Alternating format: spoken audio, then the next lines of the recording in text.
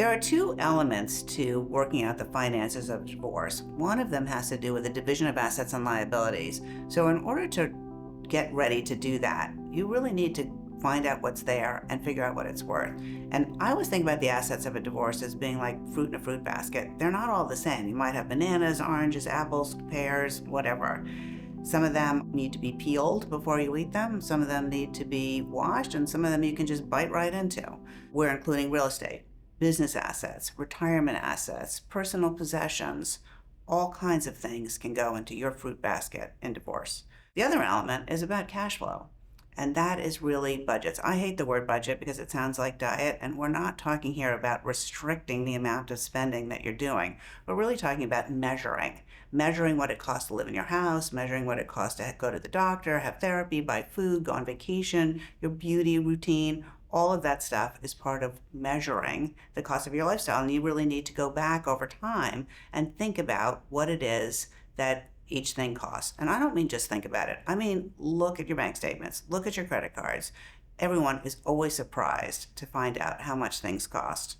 When you become a new client at the Miller Law Group, we set up a portal and we send you a document request. We ask you to upload all kinds of documents. Some is just easy information about yourself and your living situation, and other information is a little bit more difficult to obtain. There's going to be information about your house, your mortgage, your bank statements, any investment accounts you have, any businesses that you have, if you have any art or jewelry and you have appraisals of those, life insurance policies. We're also going to ask you to fill out a budget form and start to measure what it costs to live your lives.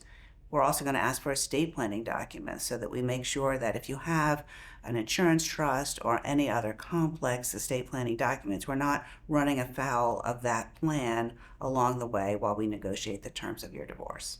Choosing a divorce lawyer is a really personal decision. For one thing, of course you want a good lawyer. Of course you want someone who knows the field, knows the players, and knows the rules of the divorce game in your jurisdiction. But there's also chemistry to it. You should choose a lawyer you like, someone who feels like they like you, where you have a good rapport, because we are going to be talking about some really big decisions, some really difficult topics, and you need to feel like you can trust your lawyer.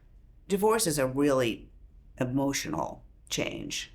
It's not just not fighting anymore. There's so much that goes into it because marriage is a very complex relationship. It's financial, it's parenting, it's intimate, it's a social structure, how you relate to your friends and family. So it takes a lot of thought to get to the best possible result. I understand that it could be feeling extremely difficult and unpleasant to keep living together. And you probably don't need to keep living together until you're absolutely, totally, completely divorced. Yet it makes so much sense to consider your options and thoughtfully consider how you're going to take the steps that you need to take in order to get divorced before you just rush out and do something. And while we're on this topic, how you manage the conversations with your soon-to-be ex is super important at this stage. Making threats, telling them you're going to move back to California or whatever it is, that is going to come back to bite you later on in the negotiation because you are breaking trust early on that you can never get back. If you have any questions about how best to prepare for divorce, please do reach out and contact us at Miller Law.